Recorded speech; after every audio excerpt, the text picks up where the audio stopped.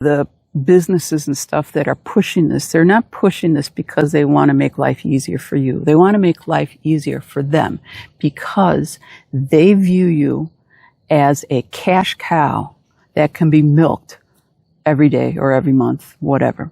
They milk you to death, and they don't care. They don't care how it affects your finances. They don't care how it affects your bottom line.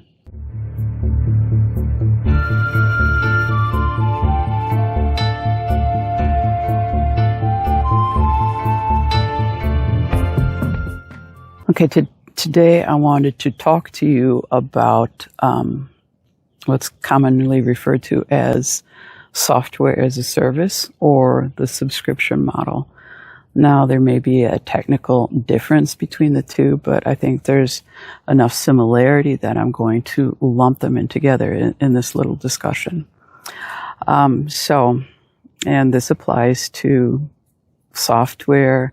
It applies to books and music and movies and video games, and I'm sure there's other applications too, but I'm primarily thinking of those categories.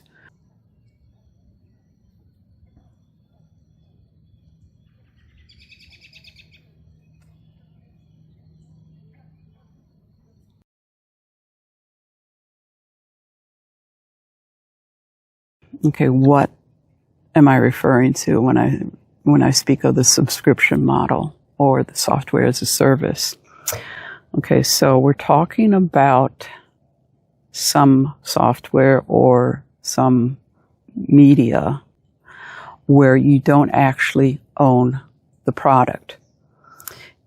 Rather than owning it, you are granted a license, so you pay perhaps a one-time fee, or generally it's a recurring charge for the use of that media. So there's some kind of fee for use associated with this.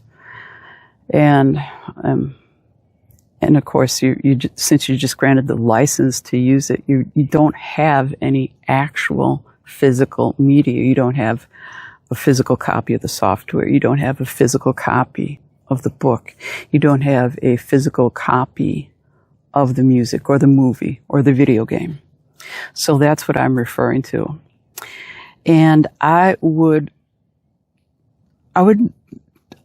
say that this subscription model is fundamentally different from what we're used to when we talk about subscriptions. Like in the old days, you subscribe to the newspaper, or you subscribe to a magazine, or perhaps a newsletter, that kind of stuff.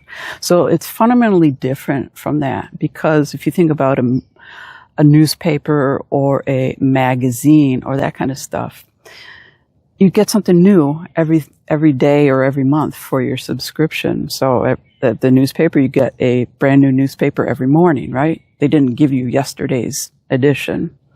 Or like with a magazine, you get a new magazine each month. But with the current approach to software as a service, so the subscription model for like Adobe or other things like that, you're not getting a new whatever every time. You're paying an ongoing fee just to be able to use that. You're not paying an ongoing fee to get a constantly new book, or a new book each time, or not a new song each time. So I would say that, yeah, it's different from what we have traditionally considered a subscription. And I would say also this is very different from a membership site.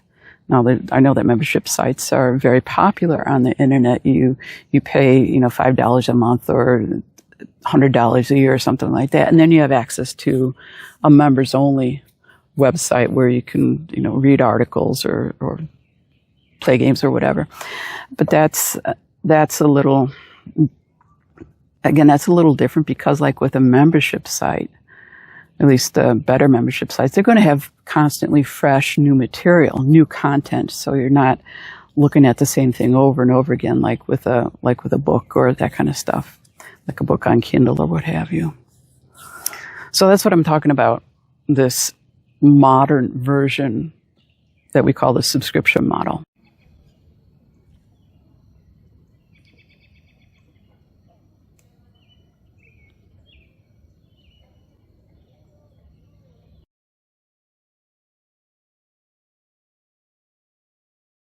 Now, what are some of the pros of that? So, in other words, when you encounter this, how do they try to sell it to you? Well, they say, well, it's convenient. You don't have to go anywhere. You can just, you can just log online and have access to it. So they're big on selling it with convenience. And they also will tell you that your software or whatever will always be up to date, and you'll always have the latest version. But in my opinion, the number one reason, the number one advantage is actually for the business and not for the consumer. And that is the subscription model is a cash cow for these people. So in other words, they have a steady stream of income. They don't have to sell a product one time, but they can just charge a monthly usage fee. So they make tons of money that way compared to if they just sold a copy of their software. Yes, yeah. So in my opinion, that's one of the main reasons why you see this so often, like Adobe or Microsoft Office or other products like that. They have switched from physical copies that you would install on your computer to subscription. So you pay a yearly fee or whatever, and then you have access to it. If you stop paying your yearly fee, you no longer can use Microsoft Word, or you can no longer use Photoshop or any of that kind of stuff.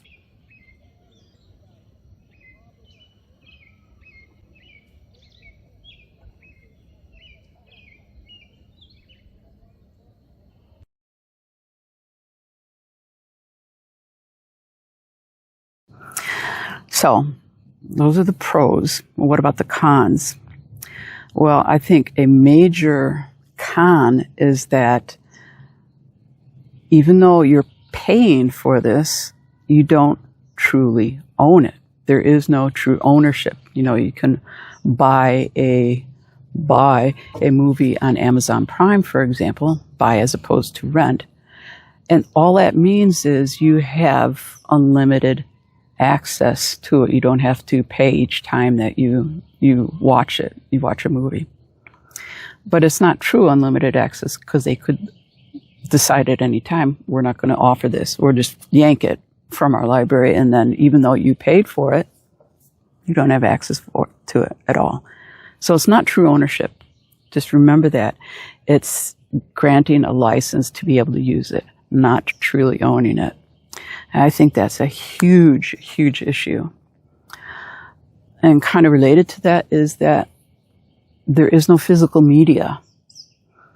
You don't get a record or a CD. You don't get an actual physical book. You don't get an actual physical copy of the game or anything like that. So, among other things, that means that, well, you'll have to have internet access of some sort to be able to use that or to listen to it or watch it or whatever. It also means that you cannot loan to another person. Now, I know there's things like password sharing and stuff like that. Technically, you're not supposed to do that, at least not outside the household. But, in the old days, like if your friend bought a record, say your friend bought the latest album by Kansas, and you were trying to decide whether or not you wanted to buy it, then you could borrow that record from your friend, listen to it, give it back, and then you can make your decision. That's out. You cannot loan your copy you don't even have a copy. You can't loan anything to your friend. You can't loan a book. Maybe you can loan your Kindle, but you can't loan a book or anything. Also, you cannot resell. If you buy a movie on Amazon, you can't resell that to someone else. If you buy music or a book on Kindle or anything like that, you can't resell it. If you get tired of it, you can't put it up in a garage sale or anything like that. So that's, in my mind, that's another con, and it stems from this concept of you don't truly own it. Other issues, the terms and conditions can change at any time based on the Amazon or whoever, based on their whim. So you have basically two options: go along with the terms and condition, or don't go along, and then you don't have access to that anymore. Another thing is that with this model, you're going to get forced updates. And that always drives me crazy, because it seems like more often than not, when you have a forced update, it breaks things, and then you're left trying to figure out, okay, how do I fix it so it's like it was before? So you generally don't have a say about that. Another issue, especially with today's modern audience, is the concept of re-editing older works, classical works, re-editing books and movies, omitting this or whatever, so as to not offend the modern audience. So you can think of things like Huck Finn, or Gone with the Wind, or just so many instances where you can say, oh well, there's this, there's slavery, there's impolite language, whatever, featured in these things, so we're going to omit those parts, or we're going to rewrite those parts so as to not offend people. So I think that's a huge problem, because you're basically rewriting history at that point. Another thing too is that if they want, they can just yank the title. They can just say, oh, we're not going to, this book will no longer be in your library. They just pull it. Or this game, that happens a lot with games now. You've paid lifetime access for some game. And then they just decide, nope, we're not going to do that anymore. So you log in one time, and then, hey, where does this go? I paid for it. You paid full price for it instead of like a monthly thing. And then it's gone.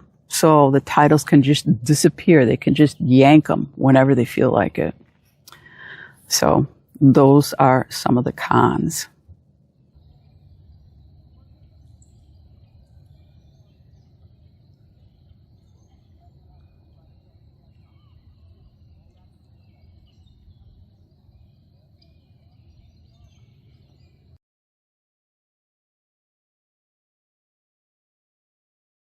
So, as you might have been able to tell, I have some philosophical objections to this model.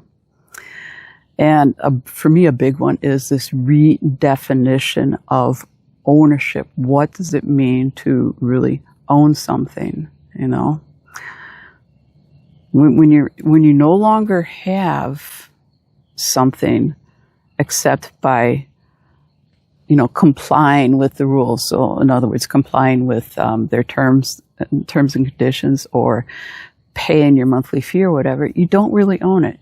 You just have a license. So I think that's a disturbing aspect of it, this redefinition of ownership. And kind of as a logical consequence of that, there's this concept of the subscription model. It's promoting what I call a rental culture. So in other words, we don't have to own this or that. We can just rent it when we need it, and then when we don't need it, we don't have it anymore. So, historically, people have rented a house or an apartment, for example, because they can't afford the full price for it. That's one thing. But when you just get into this rental trap because, you don't want to be stuck with anything, I understand that's some people's preferred lifestyle. Maybe I'm showing my age, but I just don't get that. But I think regardless of what generation is facing this, to me, this rental culture or this rental mindset, that's a huge problem, because, like I said, it's promoting this idea that you don't need to have anything. You can just rent whatever you need. So you may have heard of the World Economic Forum's video a few years ago where they were heavily pushing this idea that, welcome to the future. I don't own anything and I'm happy. It's completely missing the point. I think there are certain things where you need to draw the line. And it's one thing to rent a car when you're on vacation. But if you take this rental mindset to a logical extreme, which is what I believe these globalists want to push, when they say you don't own anything, they mean you will own nothing. Zero, zip, nada, zilch. You won't even own your clothes. You won't own your underwear. You won't own your toothbrush. You will have to rent it. That's not a society that's not what I want to live. That's basically feudalism. Or you're barreling down that path towards feudalism. So, and this whole subscription model aspect is part and parcel of that push.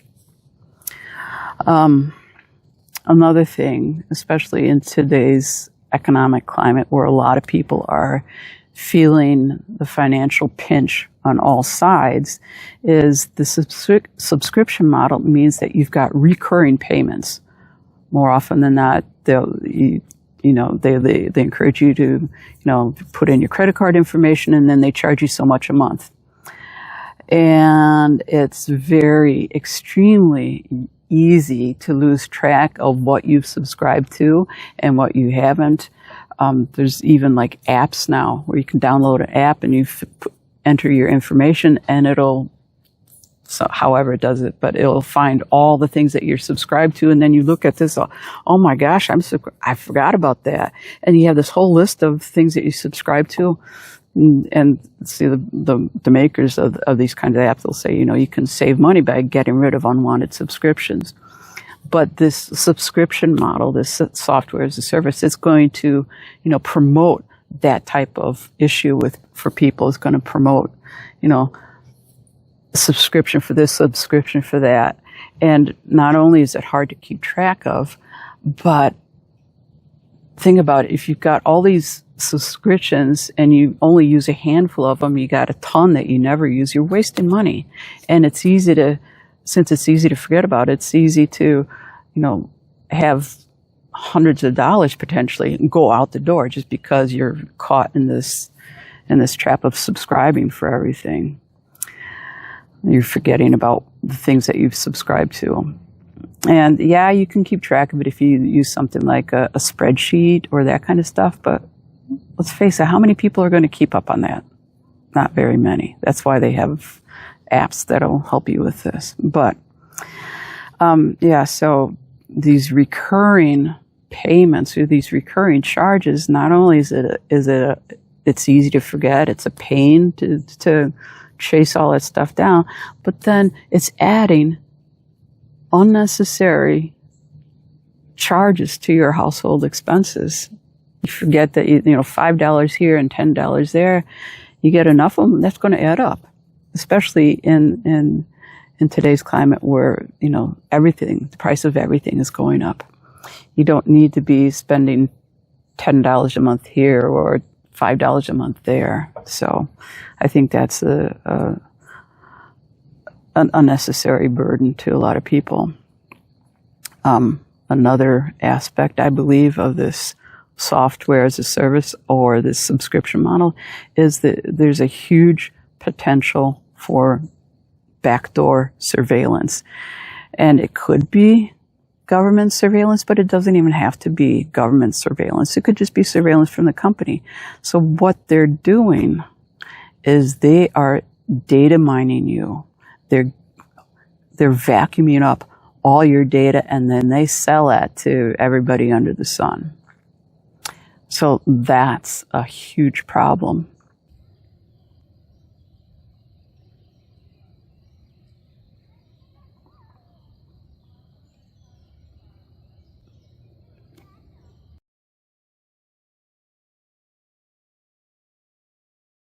I think we can probably sum this all up is, with thinking of it this way, the businesses and stuff that are pushing this, they're not pushing this because they want to make life easier for you. They want to make life easier for them because they view you as a cash cow that can be milked every day or every month, whatever. They milk you to death, and they don't care. They don't care how it affects your finances. They don't care how it affects your bottom line. They don't care if if all of a sudden you no longer have access to this game or that book or this movie or that song. They don't care. You're just fodder to them. So, yeah, I have huge issues with this whole concept of subscription, the subscription model. Like I said, newspapers, magazines, membership sites, those are different. I'm not including those in this category. But these vultures or these vampires that just, if you want to be able to use this photo editing software, you have to pay each month. Or if you want to use this video editing software, you have to pay each month. Or if you want to be able to listen to this book, you got to pay each month. Or if you want to be able to, read this book, and then when you're done, you can't, you want to sell it to somebody, too bad. You can't do that. So yeah, I have huge problems with this.